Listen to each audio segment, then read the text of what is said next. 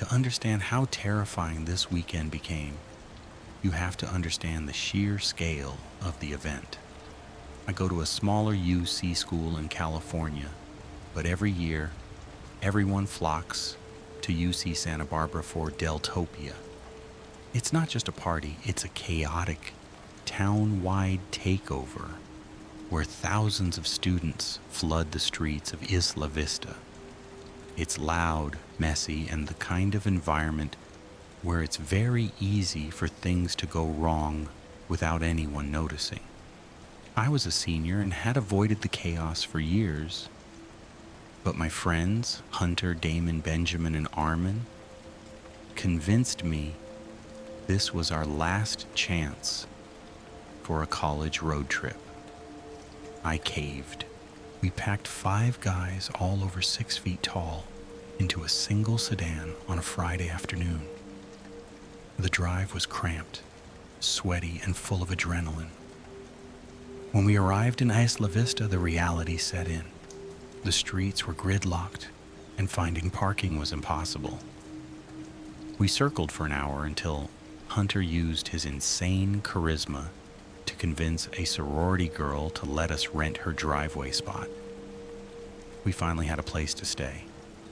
Hunter's sister, a junior at UCSB, offered us floor space in her apartment. It was tight, but we just needed a base of operations. But there was a dark cloud hanging over the trip that we hadn't acknowledged yet.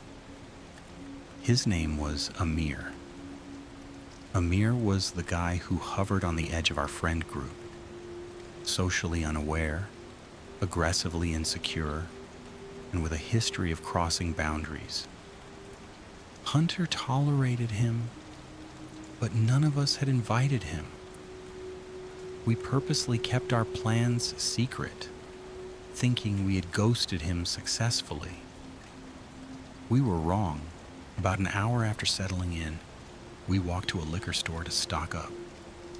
We were laughing and feeling good until we saw him, standing on the curb outside the store, hands in his pockets, staring right at us.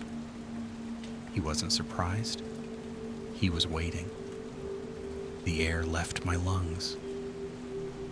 "Why are you guys so surprised to see me?" he asked with a weird, smug grin.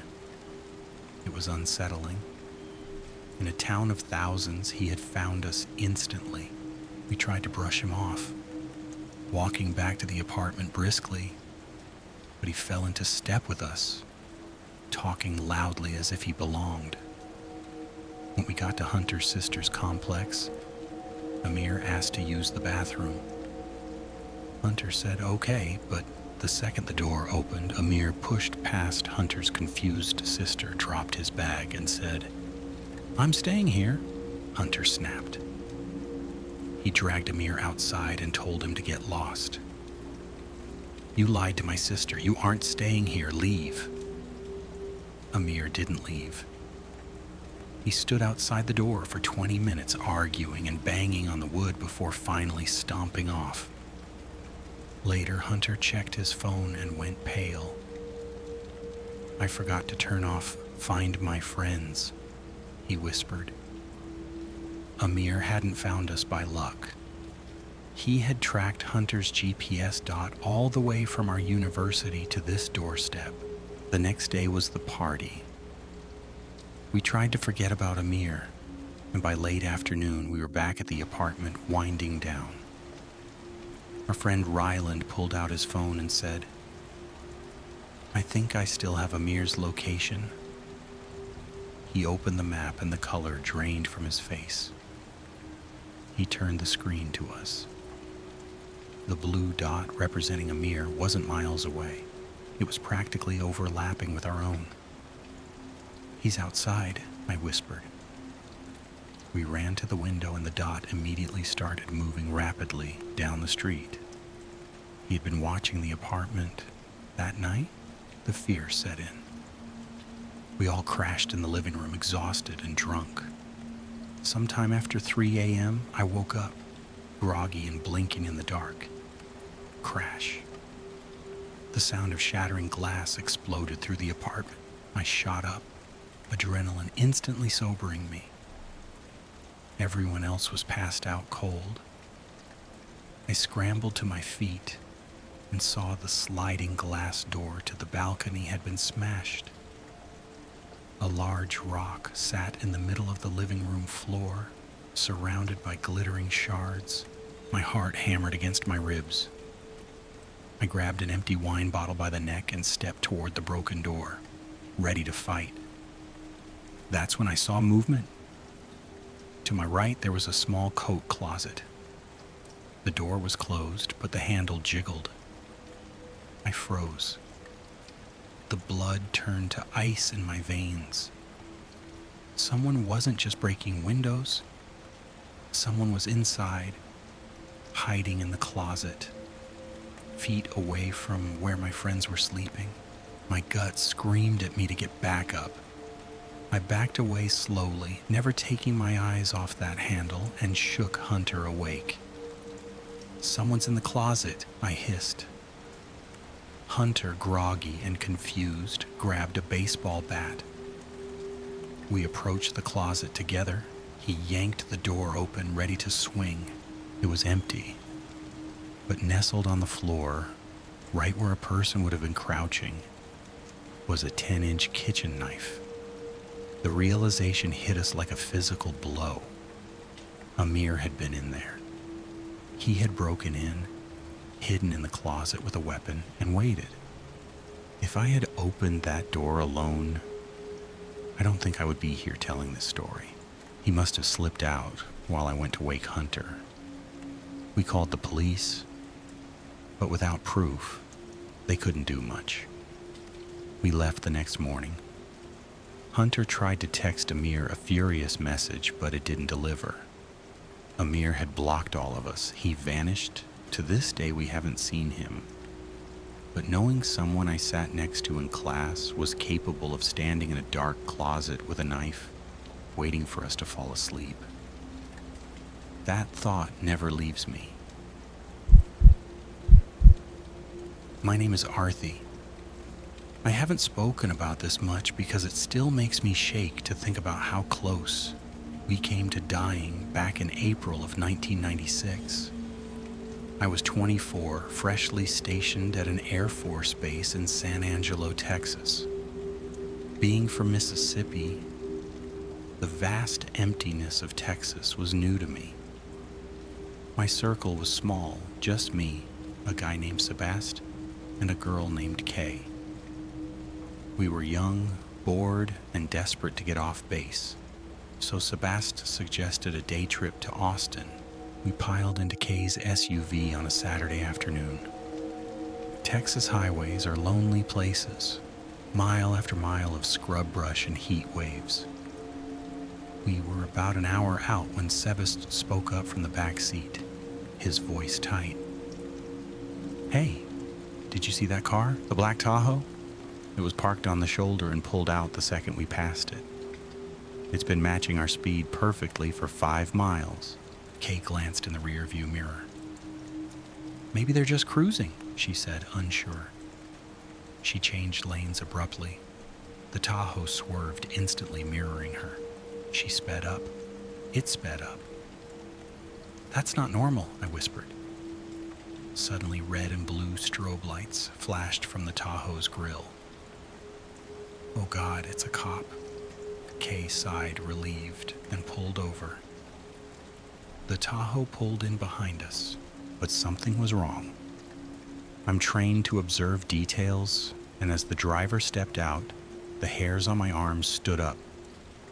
He wasn't wearing a standard uniform. He was dressed in full black tactical gear, vest, cargo pants, combat boots, with no badge, nameplate, or markings. Just a generic patch on his arm. And he didn't walk like a cop. He stood at the back of our SUV, scanning our cargo through the rear windshield, then walked around to stare intently at Kay's license plate and stickers. "What is he doing?" Sebast whispered. We watched him for a solid 2 minutes, analyzing us. Finally, he walked to the driver's window. He didn't introduce himself or ask for registration. He just stared at Kay with dead cold eyes and held out his hand. Kay handed over her ID, and he walked back to the Tahoe, sitting there for 10 agonizing minutes. Then, the Tahoe's doors opened. The officer got out, but he wasn't alone. 2 other huge men stepped out from the passenger side and back seat, dressed in the same black tactical gear. They fanned out, flanking the Tahoe, hands resting near their belts. "Why do they need 3 guys for a traffic stop?" Sebast asked, trembling. The first man walked back to Kay's window and leaned in close, invading her space. "Is your father in the army?" he asked, his voice flat. Kay looked confused. He pointed a gloved finger at the bumper sticker on her car, a standard U.S. Air Force sticker. The sticker. "Is it your dad's?" Kay shook her head and sat up straighter. "No, sir, I'm in the military. We all are. We're stationed at Goodfellow." The reaction was instant. The man flinched. His eyes darted to me, then to Sebast, assessing us. He looked back at his 2 friends and gave a nearly imperceptible shake of his head. The tension snapped. He took a step back. "All right," he said abruptly. "Just slow down." He threw the license onto her lap, marched back to the Tahoe, and the 3 of them peeled out, tearing down the highway at 90 miles an hour. We sat there in stunned silence. "Those weren't cops," Sebast said quietly. "They were going to rob us." We drove to Austin, but the fun was gone. We spent the whole time looking over our shoulders. A week later, we were back on base watching the local news when the anchor's voice cut through the room. "Bodies found in a ditch along Highway 87 just outside San Angelo." I looked up. On screen was footage of a crime scene where a civilian couple had been pulled over, robbed, and executed execution style. Then, they showed the suspect vehicle found abandoned miles away. It was a black Tahoe with stolen plates and police gear found inside. The timeline matched. They were killed the same night we were pulled over. We froze. The realization washed over us like ice water. Those men were hunting for easy targets. When they realized there were 3 trained soldiers in our car, they decided we weren't worth the risk. They let us go to find easier prey. That $5 bumper sticker is the only reason I'm alive today. I have spent the last 10 years trying to scrub my existence from the internet because of what happened to me. I value my privacy more than anything now. I was driving from New Jersey to Fort Worth, Texas, to visit my aging parents. A solo trip on the open road. Somewhere deep in the Midwest, maybe the desolate stretch between Arkansas and Oklahoma, my car betrayed me. The engine sputtered and died on a deserted 2-lane highway with no cell service. I popped the hood and stared at the engine, hoping for a miracle. About 20 minutes later, a white pickup truck with no front license plate slowed down and pulled up behind me. The driver was a big guy, mid-30s, with a wild beard and grease-stained clothes. He looked rough but had a disarming smile. "Car trouble?" he asked. "I'm a mechanic. Let me take a look." I was so relieved. He fiddled with a few things and shook his head. "You need a compression tester," he said. "I can't fix this here, but my buddy lives a few miles up the road and has one." "Shoot, my phone's dead. Can I borrow yours to call him?" It sounded reasonable. I unlocked my smartphone and handed it to him. The moment his fingers closed around my phone, his demeanor changed. The smile vanished and his eyes went cold. With his other hand, he reached into his jacket and pulled out a snub-nosed revolver, pointing it directly at my chest. "Sit on the ground," he said calmly. This wasn't his first time. I sat in the dirt, hands raised, while he rifled through my car. He took my backpack, laptop, wallet, and forced me to give him the phone passcode and disable Find My iPhone. Then he drove away, leaving me stranded with nothing. I eventually flagged down a trucker, got to my parents' house, canceled my cards, filed a police report, and thought the nightmare was over. I was wrong. 6 months later, I got a letter. "Congratulations on your new credit line." Then a bill from Best Buy for over $1,000 charged in Jackson, Tennessee. I realized with horror that my Social Security card was in my wallet. He didn't just rob me, he became me. The police were useless without a name or plate, citing jurisdiction issues. Then came the call from my health insurance. Someone had used my insurance for surgery in Georgia. My medical records were now mixed with his. That was the last straw. I decided to hunt him myself. I became obsessed, scouring the internet and monitoring credit reports daily. One night, I was searching Craigslist in Jackson, Tennessee, where the Best Buy charges originated. I saw a listing. Brand new power tools, inbox, cash only. I zoomed in on the photo. The model numbers matched the items charged to my card exactly. My heart raced. I created a fake email and contacted the seller. "I'm interested. Can I meet you tomorrow?" He replied, "Sure. Meet me at the Walmart parking lot at noon. Look for a red Ford F-150. I had him. I called the Jackson Police Department and begged the detective to listen, sending him the police report, credit statements, and emails.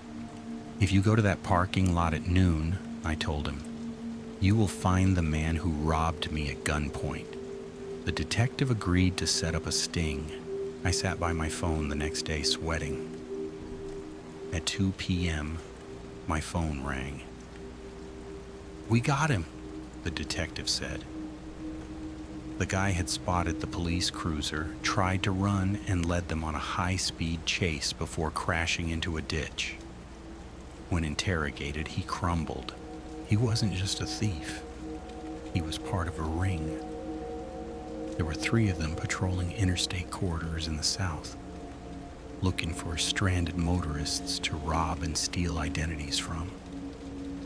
They found my Social Security card in his glove box and my watch in his apartment. All 3 men were arrested and sentenced to prison. I got my identity back, but I never got my peace of mind back.